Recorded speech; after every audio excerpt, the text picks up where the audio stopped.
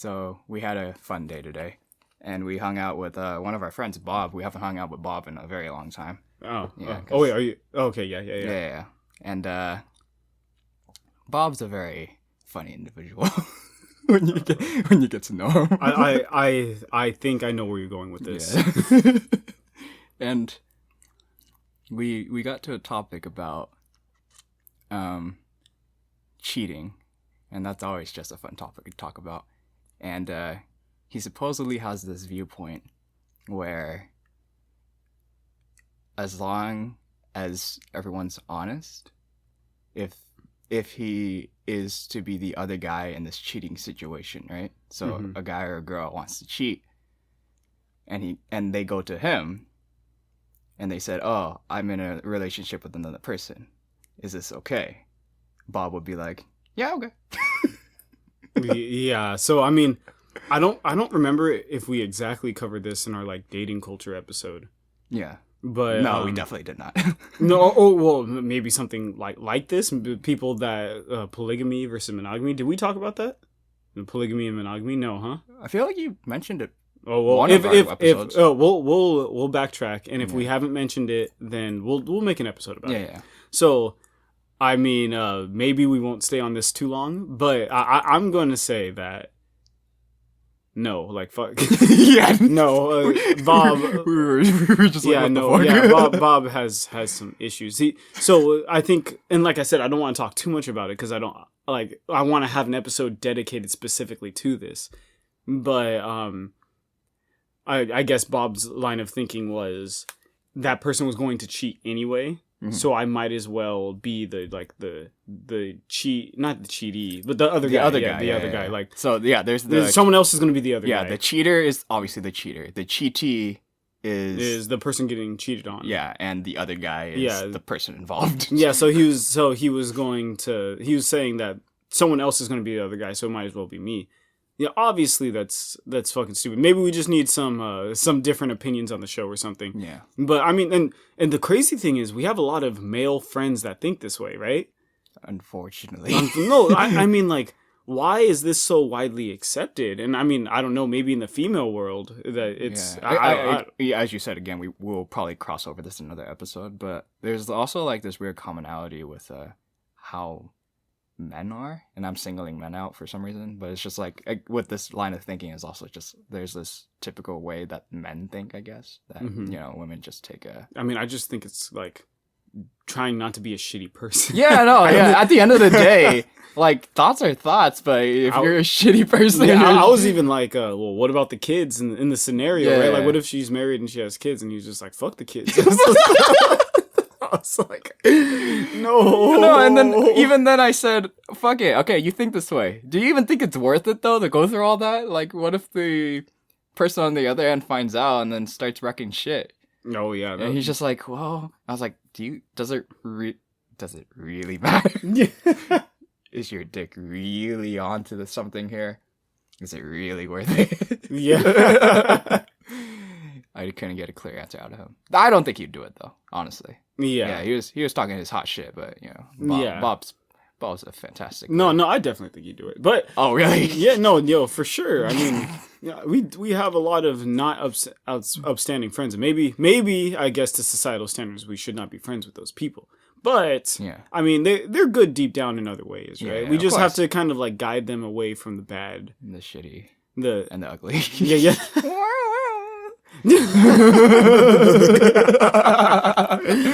And I mean that he's not all bad, right? Because he was with us today, specifically doing community service. Yeah. like specifically, we were out with him because through the activist groups that we're a part of. Yeah. We were doing community service, and he was there with us. So if he's volunteering his time, then he can't be. We're just trying to justify his. I mean, like he was kind of like, I don't really give a shit. Yeah. But I mean, like I'd like to have the benefit of the doubt, and yeah. There's something about wanting to be an asshole. I hope you could steer this away. There's something about wanting to be an asshole and then actually helping that makes you like confusing in a way. That's exactly Bob. Oh, No, like, you're a fucking asshole, but you like help people out. But then you say, I don't help people out unless they yell help. This is like, yeah, I'm a pause. I'm a pause. Yeah. It's stuff like that, and I kind of feel like that's a compromised mindset of someone who needs therapy. Yeah. I mean, we all need therapy. Oh, everyone needs therapy, but I mean, like, some people need therapy more than others. I mean, if like some people went to therapy, you know, there wouldn't be that much rope to unravel. It'd be like, oh, here you go, you pull the strings apart and the knot comes loose.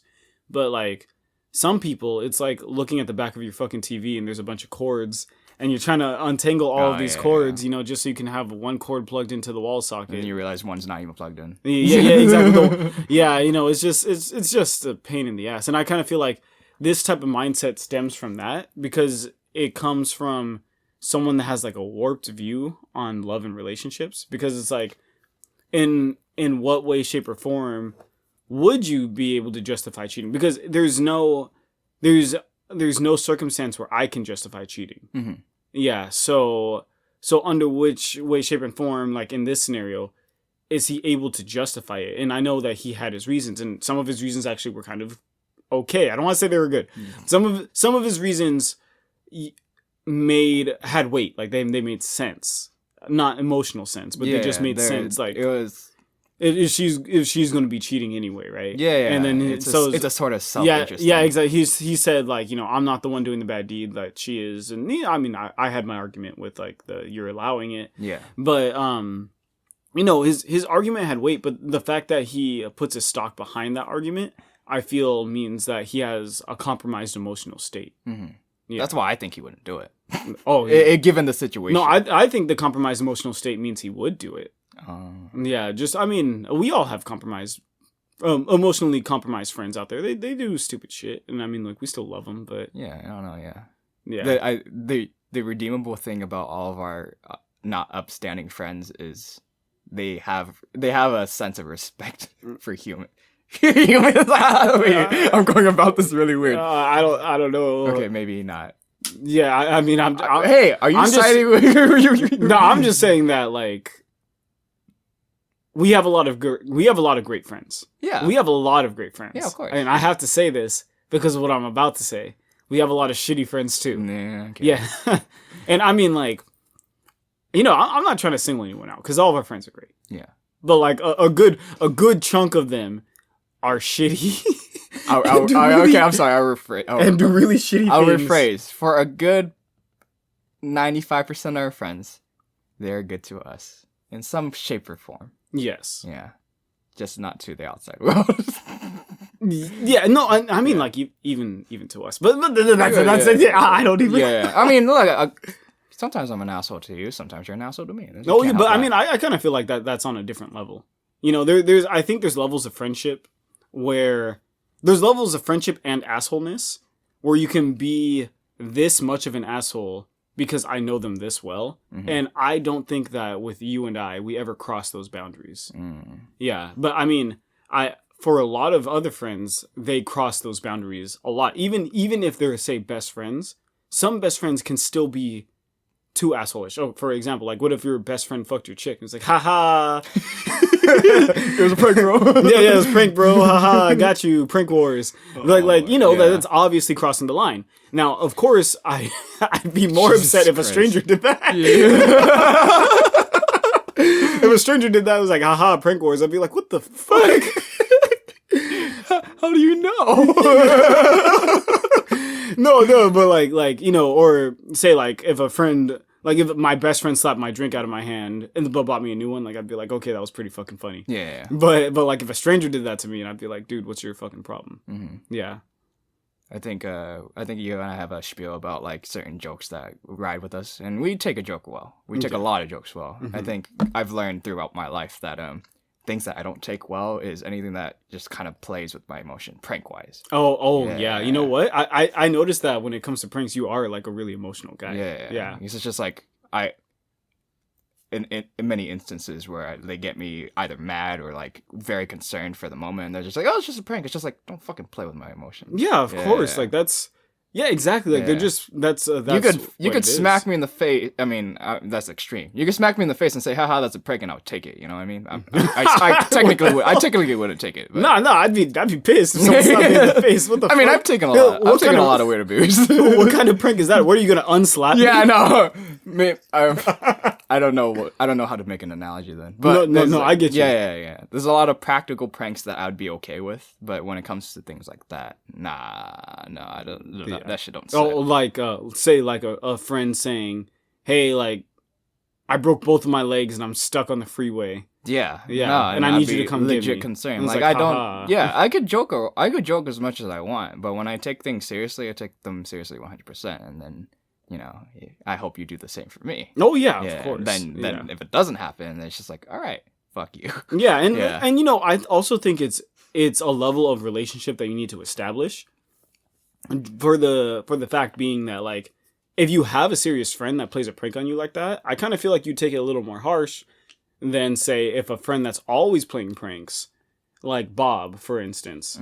Like, say if like Bob plays another prank, like some of it might be more funny than if someone else did it, because we already know that he's just like an asshole-ish guy, you know? Like he likes to be an asshole. Yeah. Yeah, and he's like that type of guy that, like, being an asshole is funny, and, like, sometimes it is. Yeah. So, like, if he did, like, an asshole-y prank and it didn't hurt anyone or anything, like, maybe you take it a little better. Yeah. Than if someone who was more of a serious friend did the same type of prank. Yeah. So, I mean, yeah, and there's just certain levels of things that I would like to delve into when it comes to friendships like that, you know what I mean? Yeah. I know that for me, a big part of friendships is this big bound of loyalty. But I had a thought the other day, and this kind of gets into the loyalty type thing.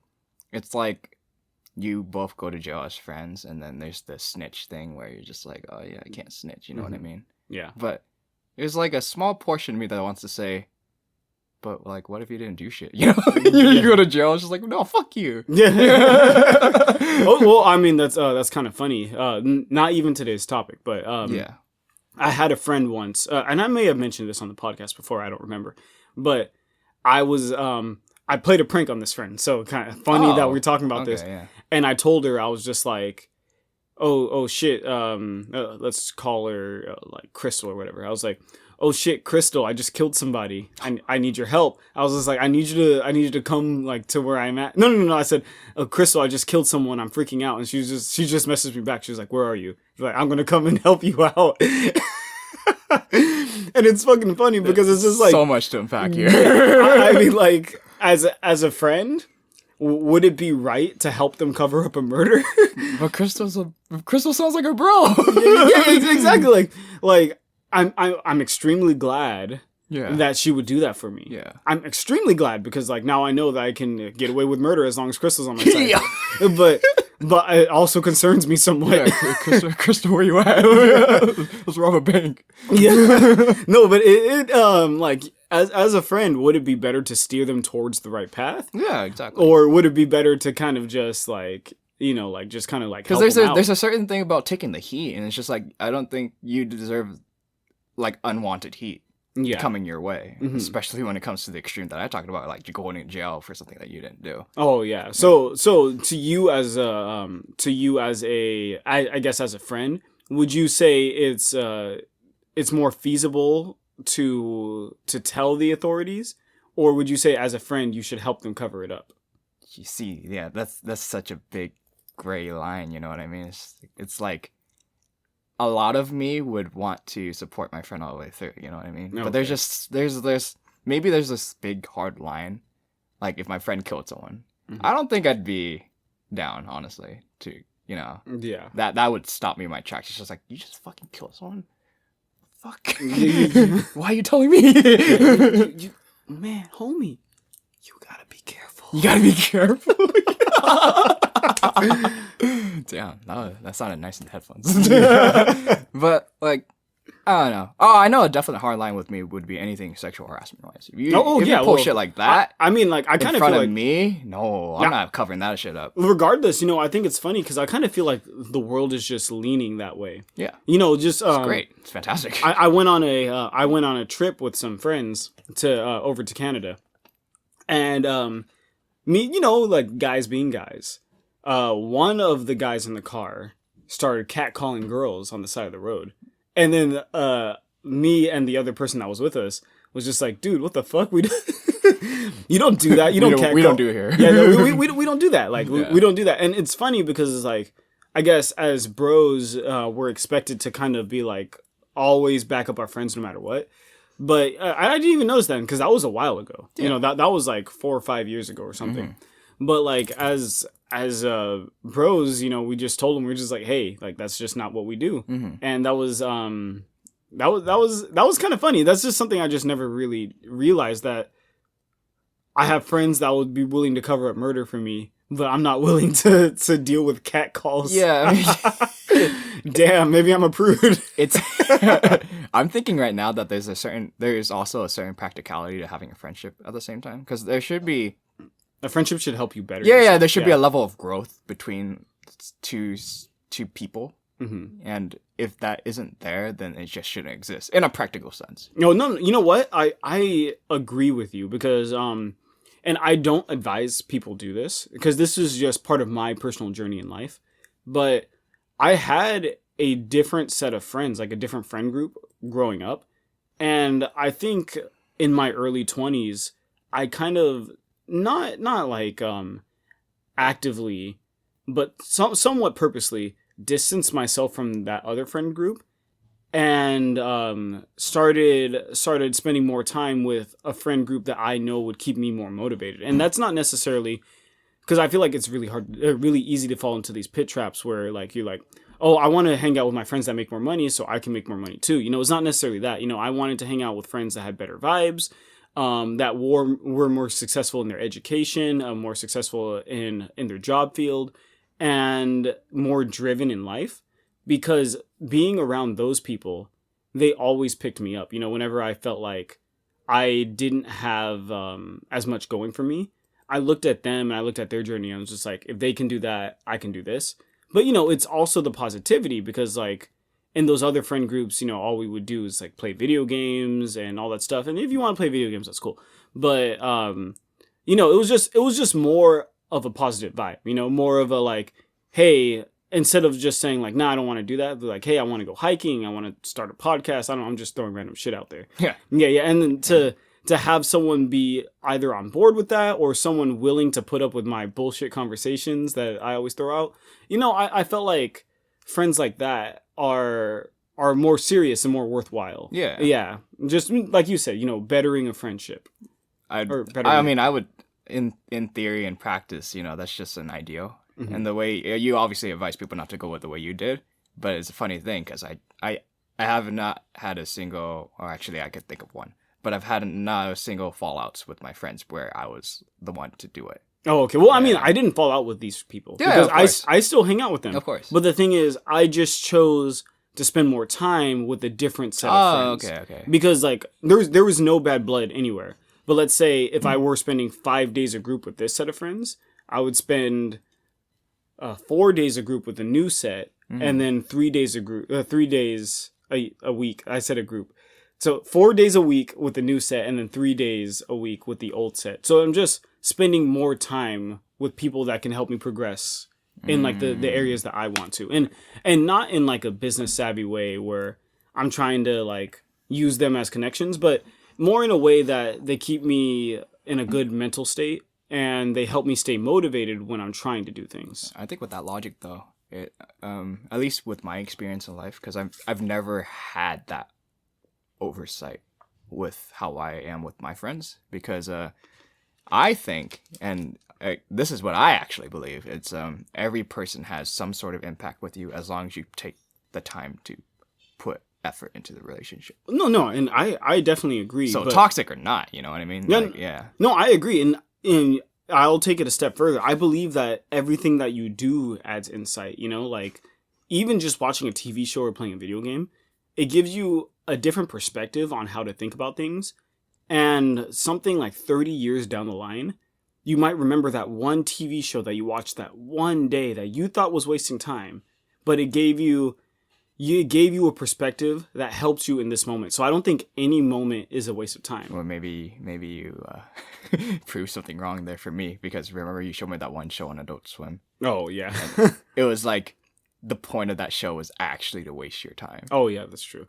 Yeah, just like... The funny thing is I remember it very vividly, and I tell you about the show, and you're just like, I don't even remember that episode. It's like, why the fuck do I remember that episode? Well, I mean, that wasted my time. It's gonna come in handy one day. Yeah, trust me. No, but I mean, in this other instance, my friends would actively put me down. They'd be like, and this is just like guy stuff, right? Like this is just things that guys do. But they'd be like, your taste in music sucks, or they'd be like, you're shitty at this, or like they'd poke holes in my personality flaws, which is good to an extent. But I think after that, I started surrounding myself with people that instead of poking holes... I don't even think music taste was a personality flaw. They were just jabbing at you. Oh yeah, exactly. Yeah. But like, I started hanging out with a group of people, instead of like just poking at the things in my personality, they would say like, maybe you can do this. Like they would help me improve myself rather than just like putting me down all the time, right? Yeah, and for a sense of me, I think just for generality, when I meet people, I always just try to have positive vibes with them. Yeah. If they tend to be negative Nancy's, I never hang with them. Oh yeah. Well, I mean, so wouldn't that be the same thing then? Like that I was just saying that the negative Nancy's in my life were prolonged friendships, right? Oh yeah. And then so instead of just cutting ties with them, I just kind of gravitated away from them. That's true. But I could think of many of my friends that tend to steer towards negativity, but I still hang with them. Oh yeah, and so I would say the same thing. Yeah. I just hang with them less often. Yeah. Because I mean, I never want to cut out any of my friends. I think all of my friends are valuable to me, and they're very important to my development and my growth. But at the same time, you know, you are the people that you surround yourself with. Yeah. So I just want to surround myself with that negativity less often. Yeah. Friends are a crazy thing, you know. Yeah. I mean, we already scored it last episode. They're different from family. They're different from an actual significant other relationship. Oh yeah, there we go. Yes, yeah. But I think it's kind of weird. Like as far as so let's say a friend of yours has mental health. What? Of mental health. Hi, my name is Bao. I have mental health. I'm very mentally healthy. Yeah. Trump. Oh no. Okay, a friend of yours has mental health issues. Okay. They're like, I'm mentally strong. I'm healthy. No. Okay, so a friend of yours has mental health issues, right? Of course. At what moment would you say, and this is a very tough question, I feel like, at what moment would you say it's time to cut ties with the person versus helping their mental health? That's hard. Well, I mean, I think it only should cut ties. Connecting to back again to other episodes. That it should only cut when it gets toxic in a sense that you are affected. I know that's really general, but I would say like, I don't know. I want to score out like a random mental illness out there. Bipolar. Fuck it. But okay. Oh, that's actually perfect. So we have firsthand experience with bipolar disorder. And I'm going to come off ignorant because I mean, obviously we've experienced people that are bipolar, but I mean, I have a skewed definition of bipolar disorder. But change moods basically. Erratic. Drop of a hat. Erratic mood changes, and it's like. Most times those don't really affect me in a sense because you just kind of know or kind of figure. But if they like, I don't know, maybe that wasn't the right disorder, but maybe sometimes they can go maniacal and physically hurt you, you know? And maybe then that's just a little bit too toxic. Oh yeah, definitely. I think because I can't honestly think of a situation where I would cut them out. Yeah, I mean, because so for people with minor mental health issues, let's say ADHD, for example. I have friends that have ADHD, and I may get a lot of hate for this, but I feel strongly in the sense that you should not blame your current like status in life on mental health issues. So we're not. Fuck it, take it there. Oh, okay, not serious mental health issues, because for serious mental health issues, obviously it's a big thing. But let's say minor mental health issues such as ADHD. I had a friend who obviously had ADHD, and they just had to try harder to focus in school and everything, and they found out later on in life that they had ADHD. And then they use that as an excuse to not focus in school. They're just like, after that, like clearly you would see their grades drop. Like it wasn't just like their grades were always low. Like their grades dropped, and then you'd be like, why? And then they'd be like, well, I have ADHD, so I can't focus. And so I'm really big, and it's kind of weird because I feel like you should tell your kids, but I feel like you shouldn't tell your kids that when they have minor mental health issues, because even though you can tell them and they can kind of get in front of it and then know that there's nothing wrong with them, they just have to try a little harder in some areas, and they can know to be them. But at the same time, it's important to teach your kids like not to have it as a crutch, right? Well, yeah, it's hard too, because I mean, you would want them just to be living life, and then they say, "What's wrong with me?" Blah blah blah blah. Something I don't seem normal as the other kids do, and then I mean, the best thing you could really say, if you didn't know what the dealio was, is just, no, you've always just been this way. It's cool. Yeah, you're just completely normal the way you are. Mm-hmm. But there's a certain stigma to saying you have mental health issues, because that's essentially the same thing these days as saying you're just slightly crazy. And I know that's a big deal in countries that are not well developed in terms of mental health. Mm-hmm. Surprisingly enough, U.S. is doing pretty okay. Really, I think the U.S. could do better. Oh, compared to Asia. Oh, true. That's true. Any instance of mental health disorder, you are crazy. Mm-hmm. You belong in an asylum. Yeah. And I personally have afflictions of this because some of my family members have a certain... I don't even think they have ADHD. I just think they're just really well spoken and talk a lot. Yeah. But they instantly think, oh, she's crazy because she talks a lot. It's just like, why? She just talks a lot. Yeah. Yeah. And it sucks because you can't really get that through the noggins of my family peers, because they're all old cultured people. So, but I mean, the best I can do with her is tell her that, oh, you are completely fine. Mm-hmm. I like talking to you. You know what I mean? That's the best I can do. Yeah. Yeah. It's like, oh, you like watching anime? Let's watch anime together. You know? Yeah. So I mean, I don't know. There's a certain way to go about that, and that's the beginnings of them figuring out themselves mentally. But obviously, you're talking about someone that's already established. Yeah. That they have mental health issues, and they're excusing themselves for it in a sense. Yeah. I mean, and there's so many ways to take this, because it's like people with bipolar disorder, like it's extremely tough for them to operate to the standards of society, right?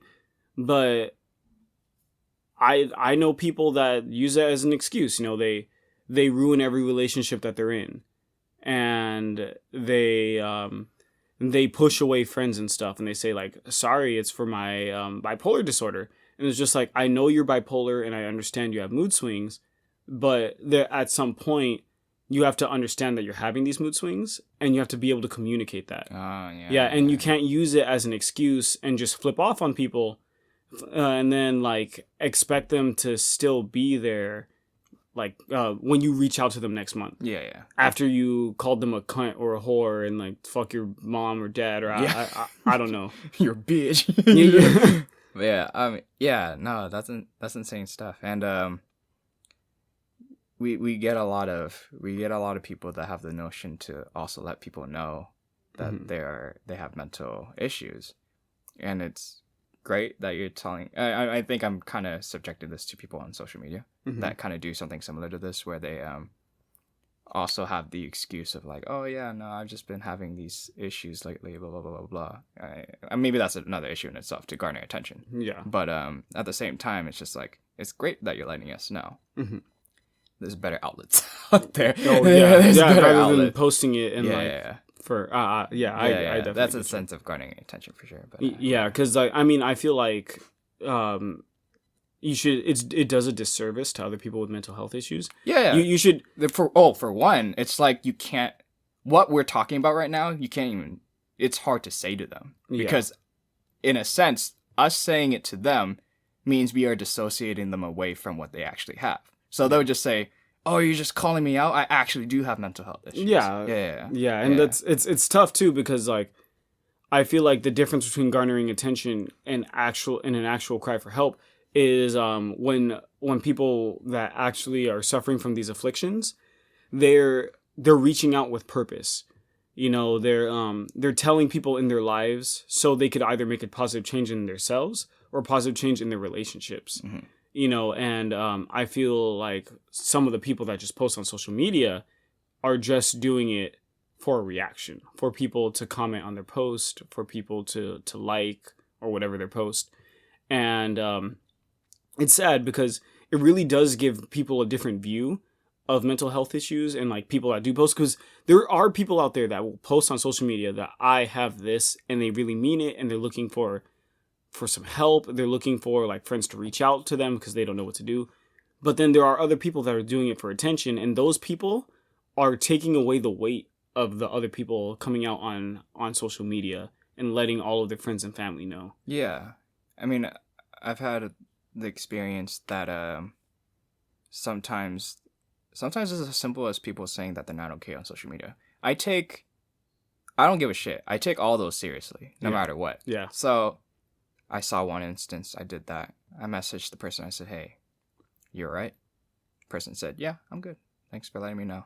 And I may have been a little blunt after this statement because I told this person, "I'm glad you're okay.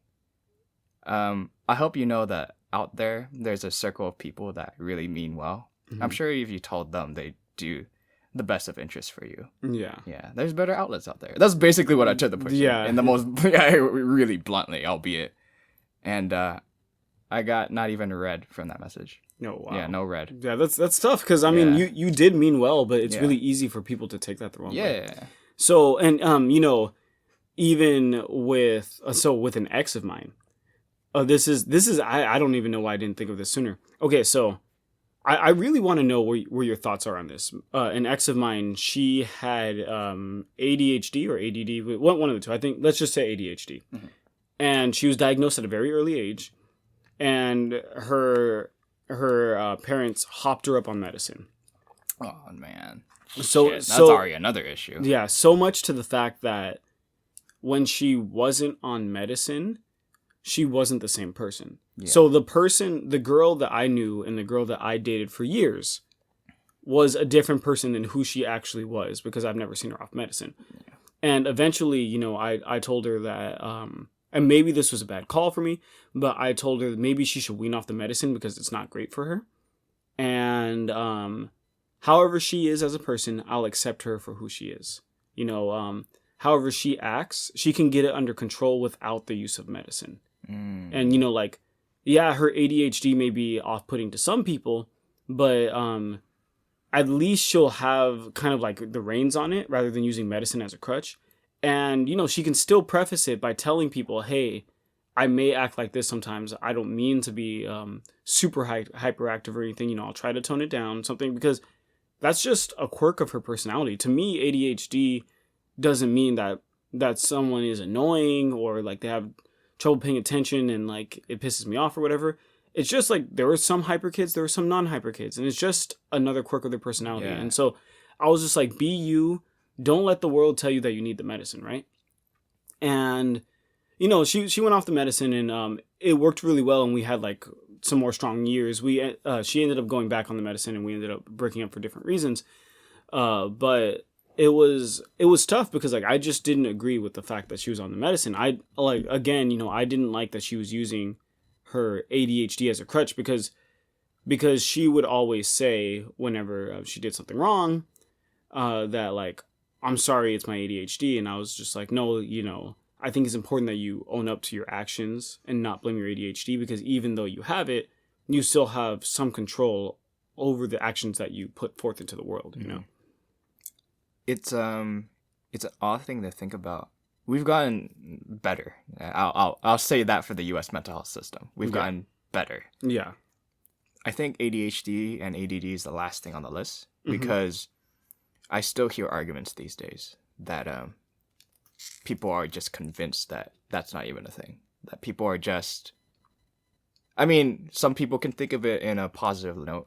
Like, for instance, like I think this kind of equates to the fact that the argument between using medicine for mental health, because some people will equate that to temporary lobotomization in a sense. Hell no. Yeah, there's the argument for that, you know what I mean? And then there's the argument on the other side where it's just like, these issues, at least especially ADHD, don't even exist. I think you guys are just skewing an excuse to be mentally ill in a sense. And I don't really know where to fall on those lines, you know what I mean? It's like... Oh, sorry, you can No, you go ahead. I fall somewhere in between, because I feel like these issues do exist, and I know that there are people out there that are suffering from these afflictions. However, I feel like putting the emphasis on it and saying that your child needs medicine is steering away from the main problem, in which that you can help kids get control of their afflictions with just, I don't know how to say it, but with just like positive reinforcement and allowing them to be who they are. Yeah. As long as you instill like the core values, like, hey, you have ADHD, okay, just don't go kill people. Don't do anything that'll hurt people. But at the same time, like, know in which situations, like, yeah, school's going to be a little tougher for you because you can't focus. If you still like school, still like continue your higher education afterwards, but no one's forcing you once you graduate high school. No one's forcing you to get good grades in high school. Yeah. Like, I think it'll, and maybe push them more towards an art or some kind of expression or expressive career. I feel like it's all in how you raise them and all how you teach them to express themselves. Yeah. But I think many of mental health issues don't have to be treated with medical attention. I think a lot of it can be strong parenting, but some of it has to have medicine. And yeah, that's what I was going to say too. It's like, we can make that argument for like people we know in our lives personally, but like, what if they know better? What if they truly believe they know better? It's just like, no, the medicine is there for me. You know what I mean? We can't really talk them out of that stuff. And that's tough. I've seen some influencers on like YouTube and stuff like that say that, how the whole YouTube burnout like leads to depression and stuff. Or if you didn't. Oh yeah, the YouTube. Yeah, you stop making videos because you're just out of creative content. Yeah. So I saw a person on YouTube that was saying that you shouldn't be afraid to like take medicine for your depression.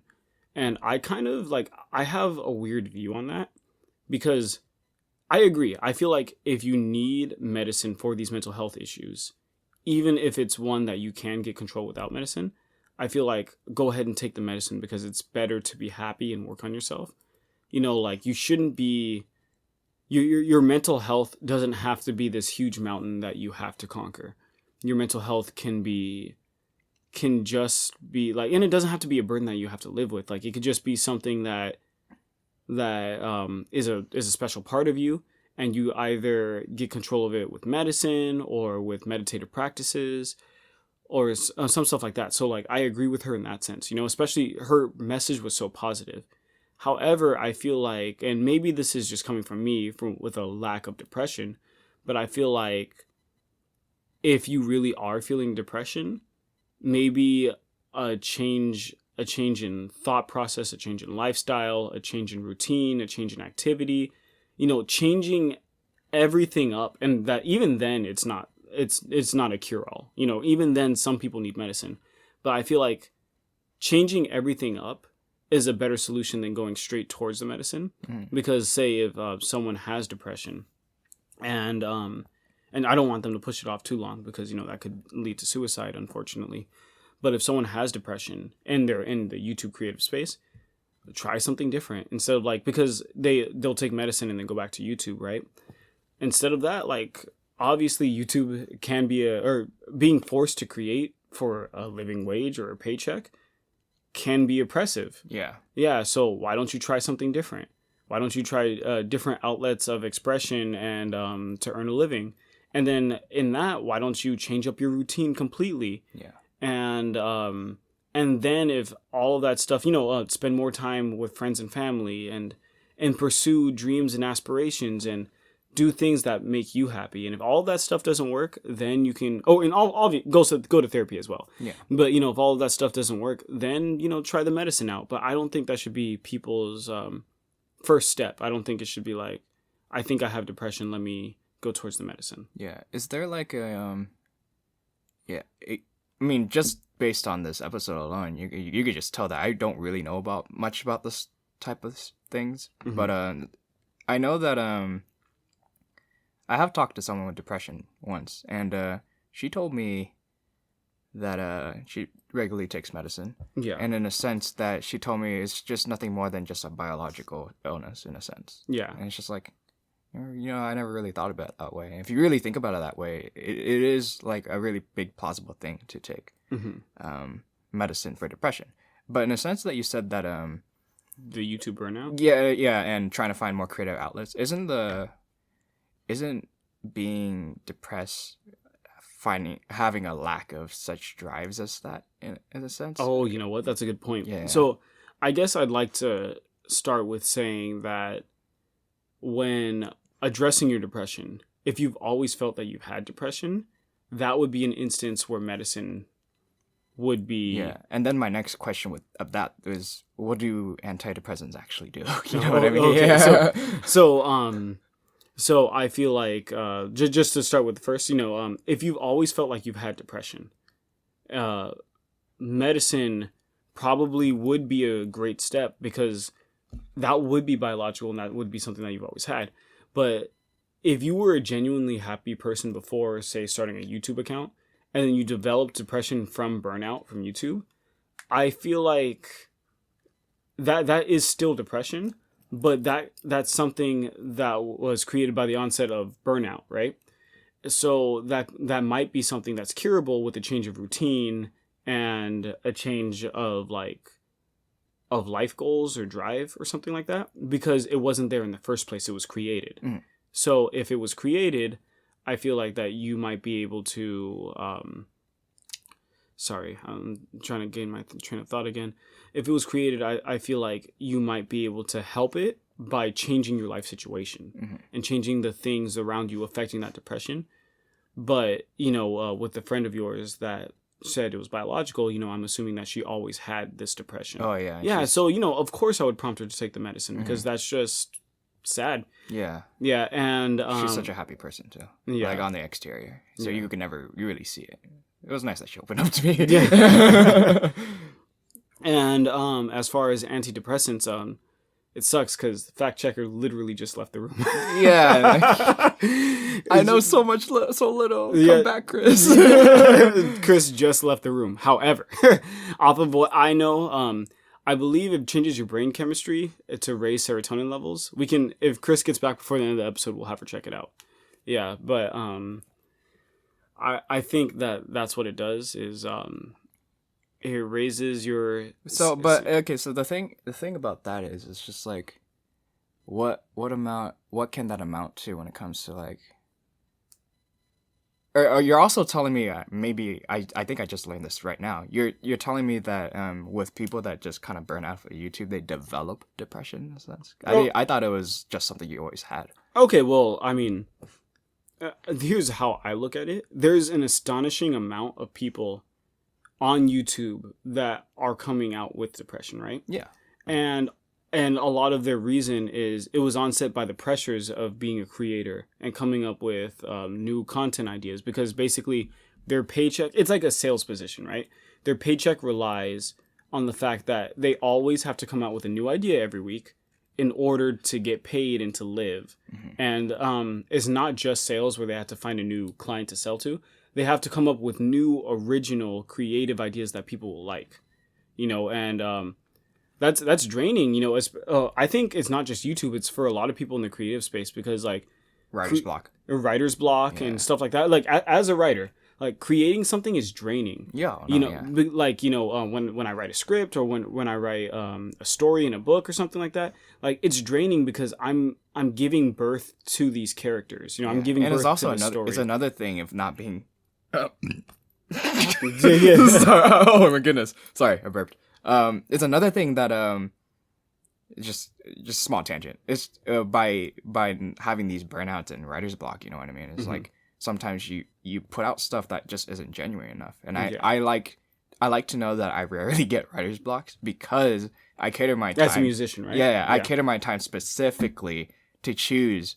For one, I don't want to burn out. Yeah. And for another, I put 100% in each of these projects, you know what I mean? And a certain type of loss of creativity will do that to you. Yeah. Yeah, just that burnout, and it's just like, I'm just chalking up these videos every week. It's just like, I don't even care for these videos. And I know a lot of YouTubers deal with that. Yeah. Yeah. So with that being said, like it's always draining when I work on a story, for sure. Yeah.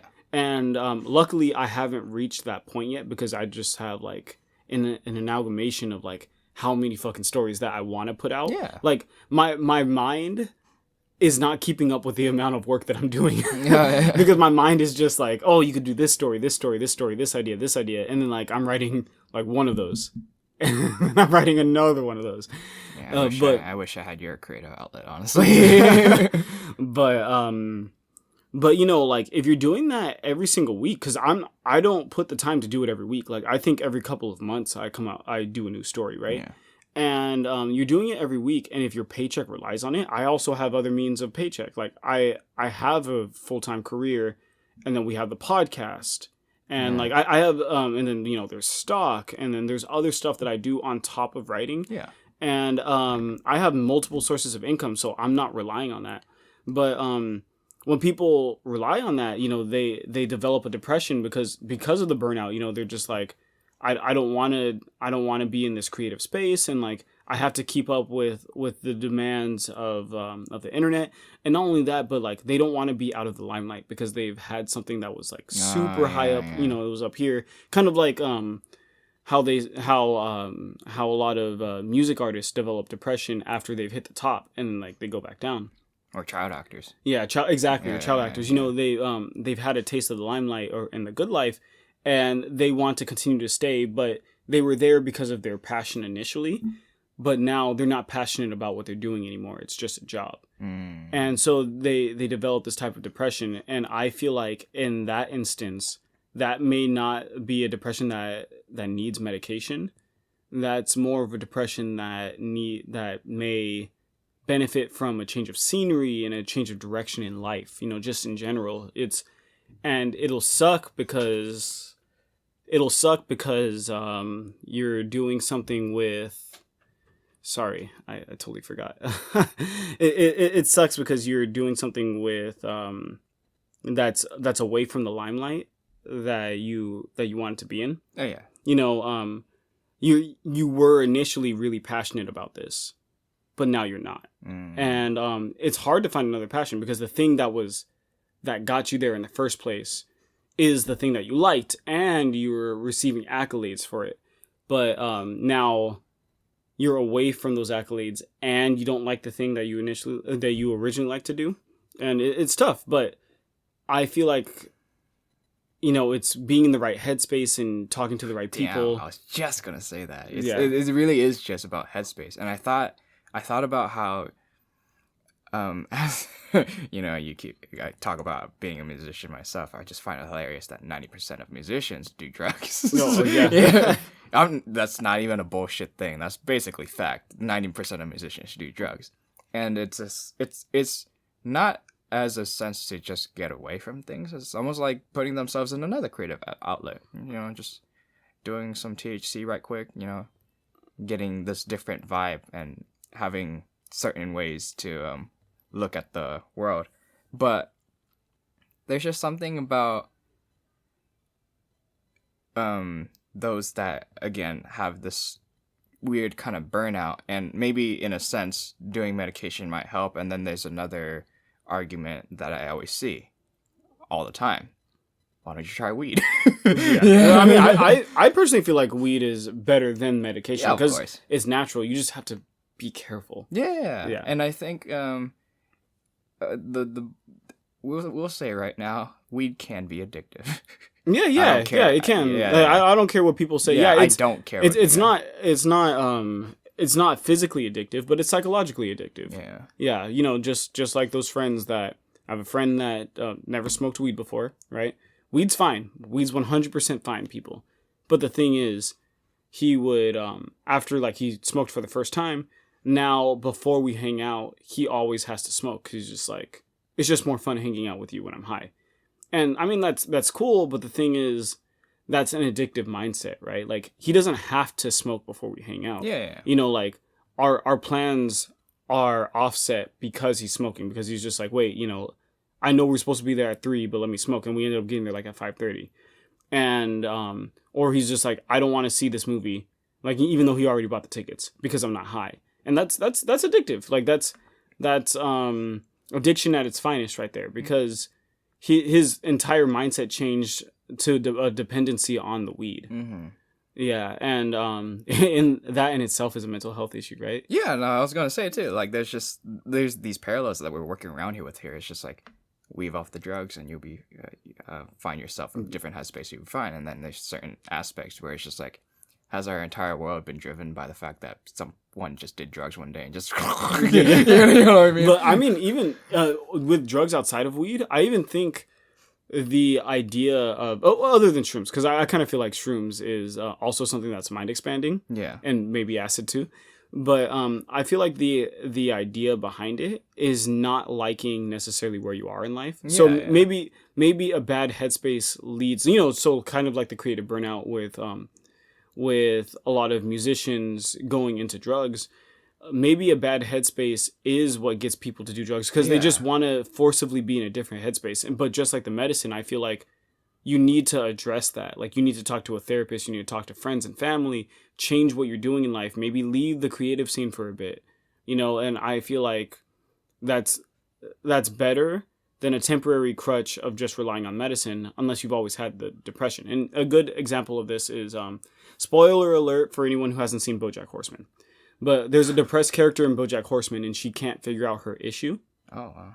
And God damn, BoJack Horseman is such a good show. Yeah, it's a fucking amazing show. But she can't figure out her issue, and what she ends up doing is she just eventually takes antidepressants, and her whole outlook on life changes. And I think that's what some people need to do. But the thing is, she's always dealt with those issues. I don't think that people that develop depression should just jump to the antidepressants. You know, they need to look at an entire lifestyle change first. Okay, yeah. And it's damn, that's really insane stuff.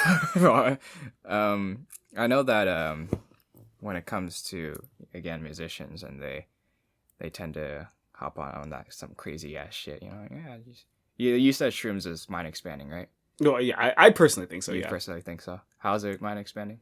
Okay, well, I do know that. So they've done studies where people that have done shrooms. So shrooms is natural, for one. So it's much like weed, where aren't all things natural? Technically, right? it's like, it's more like weed, in which they haven't found any negative side effects of shrooms yet. However, people that have taken shrooms, they've done research on them, and their brain chemistry has been reworked before and after the shrooms. So basically, this could be for good or bad. So basically, like, you know, they were Joe Schmo or me, Ben, and I do shrooms, and then after the experience, like, so I have like a psychedelic journey, and then after the experience, I think my base personality is just completely different, and it'll be like that for the rest of my life. Like, I just changed who I am as a person. That's incredibly scary. That I mean, it can be, but I mean, I feel like you just need to not be afraid either. Because I love myself, so I love myself for who I am, but I feel like you just can't be afraid of whatever else is in there, you know? But I mean, like, I wouldn't want my personality changing, because, like, I'm me, and I love everything about me, but I know a lot of people that have aspects of their personality that they can't grow to love, my advice to them would be do things that help you love yourself. Develop practices that help you love who you are. But then, I mean, like, fuck it, shrooms. Yeah. No, I'll just change who I am. Fuck it, I don't give a shit. Yeah, no. Nah, I can't do that. I can't do that.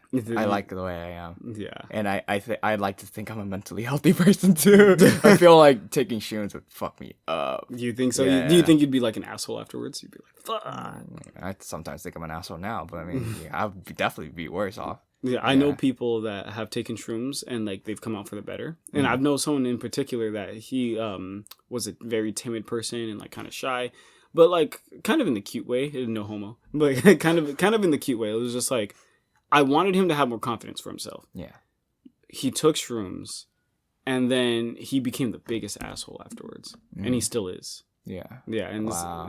it's sad, but yeah. At the end of the day, I think it really does boil down to like if it's just like what? Oh no, sorry, I just remembered another person. But you go on. It all really boils down to like a developing problem that you've had mentally recently should be addressed in many aspects, and those that have experienced this for the longest time should find outlets regarding the biological issues, like medicine and stuff like that. And I know an example I love looking back to is my senior year. I was in band, so we'd go on several trips on the bus, and I sat next to a very quiet dude. Very quiet man. I'm almost certain this guy's clean, straight edge. 100%. Just a shy dude. I asked him one day, hey, let me sit next to you. First bus ride of that year. He's like, oh yeah, sure, man. And then I got to talking to him a lot more and blah, blah, blah, blah. And then next thing I know, and I never really noticed it, by the end of the year, this guy was talking up his shit. Like, this guy would not shut up. Always liked hanging out with me, always liked talking to people and stuff like that. And it's just like, it's really something as simple as that, Yeah, because, I mean, maybe he took some drugs. He took some shrooms, like, oh, I need to talk more. But I mean... it was funny. Hold that thought. Okay. Because the other person that I remembered... the most quiet guy that I know. Oh, same dealio, right? So super quiet. He's very like when he speaks, he's just like, hey, how are you? Yeah. Right. Funniest motherfucker ever. Yeah. I found out that he used to have crazy wild orgies and throw parties and stuff like that. And he was just like, yeah, I used to have like 7 chicks on my bed, and we do lines of coke, and then we just all fuck. Lines of coke. Yeah, and then like, I was just like, what the fuck, dude? Like, what changed? And he was just like, I took shrooms one day, and I just like had an epiphany that maybe my lifestyle wasn't for me, and so I just stopped doing it, man. But he's still quiet. No. He was loud before. Oh, he was loud before. I never knew him when he was having these orgies. Oh yeah. But then he took shrooms and he became a quiet person. I thought he was always quiet. Like, no. Quiet orgies. No. Yes. So he took shrooms and he became a quiet person. I met him after the fact. Oh, okay. Yeah. So wow, that's insane. Yeah, I know. But anyway, go on with the thought that. I mean, I ended that thought too, because I mean, like at the same time, like I could be convinced that he probably didn't do drugs, but at the same time, I had a big influence in his life, and it's people that need to find those right spaces to influence their way of thinking that can just get them further in life. And we connected all the way back to the beginning of the episode. Yeah, I agree. Yeah. We never got like addressed the question that we were supposed to talk about, which was at what point do we? Oh, yeah, cut some. No, but it's okay because like. This is important. I guess we'll just address that in season 2. Yeah. Special shout out to everyone that's listening in Virginia. Strange enough, Virginia is where we have the most views for the podcast. So special thanks to everyone in Virginia. Shout out to Zoom webcam. Yeah, so shout out to Zoom. But they're doing the business right now. They're making a fuck ton of money. Yeah, that's the end of season 1, guys. Stay tuned for the next episode, season 2. Been about not the